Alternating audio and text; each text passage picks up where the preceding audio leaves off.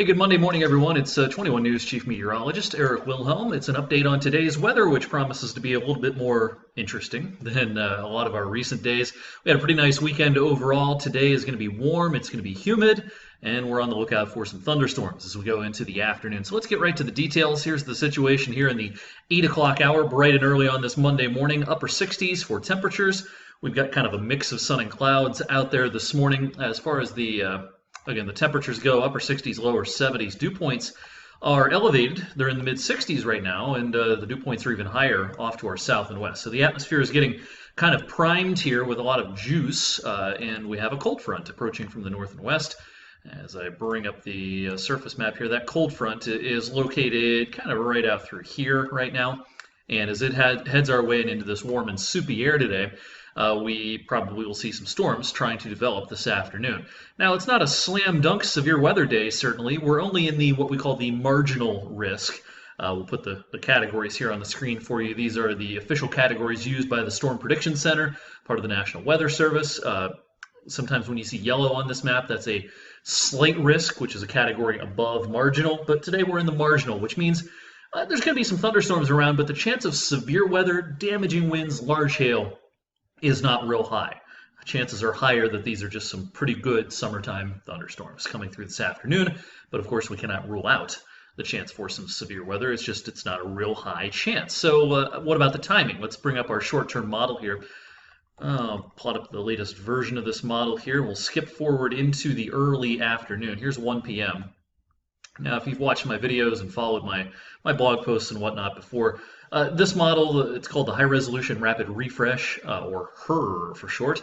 This tends to look a little overdone sometimes, and I think this is one of those cases. Here at 1 o'clock, shows a lot of little blobs of green with yellow around northern Ohio and into northwest PA. It's probably a little overdone. There's probably not as many little cells around at 1 o'clock as the model shows. But anyway, as we go towards the mid-afternoon, this is when the atmosphere probably gets a little bit more active with a scattering of showers and storms. So here's 3 p.m., 5 p.m. then.